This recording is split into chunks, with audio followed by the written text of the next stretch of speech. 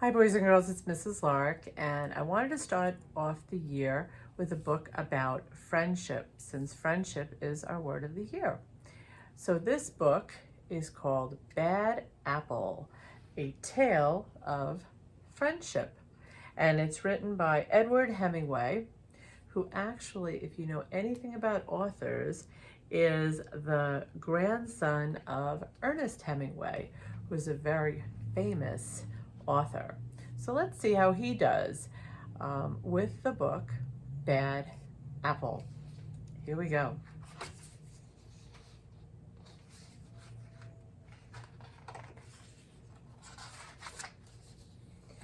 Mac was a good apple. He shared his toys with the other apples, helped Granny Smith pick up after art class, and loved to dive fearlessly into the watering hole. On a sunny day, Mac could bob for hours.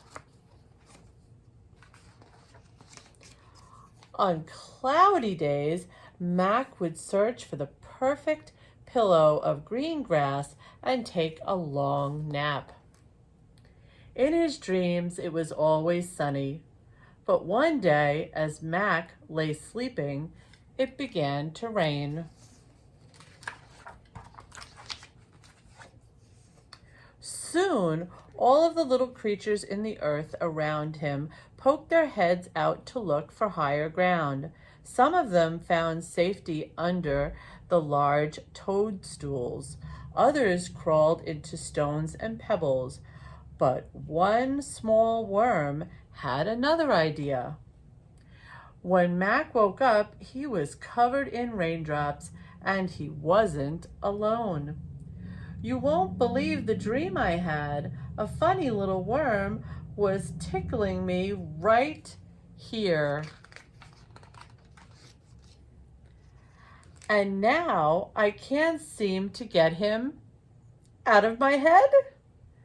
It was you." And that's how Mac met Will. Will showed Mac how to fly a kite, fly himself, and play in the dirt. He loved making a mess.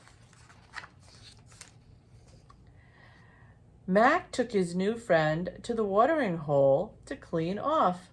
He couldn't remember a better day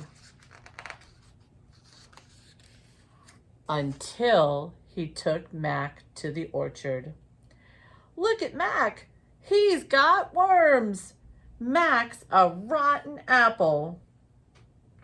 "I'm not rotten. I'm quite sweet, actually." So they left. Will cheered Mac up by reading aloud from some of his favorite novels.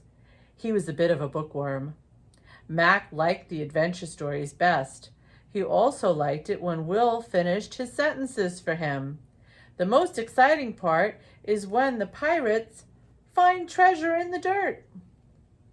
But the next day, it happened again. "Ha ha, it's the bad apple. Ew, worms." And no one in the orchard would play with them, not even the crab apples. Bad apple. Crab apples can be so mean. That night, the two friends sat alone on the grass without saying a word. In the morning, Will was nowhere to be found. Looks like you left him a note. It says, "You're a good apple," and he signed it Will.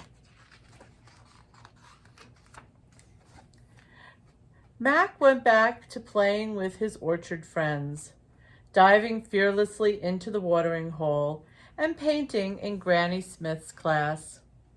But nothing was the same. There was a hole in Mac, and he couldn't fill it. Not a big hole, just a teeny tiny little, a small hole, just big enough to fit and nobody finished his sentences. Mac had to find Will. He searched low and high and in between, in the dirt, around the watering hole, and just when he had given up all hope, he looked up in the sky. What does he see? He's flying a kite. Who could that be? It was Will.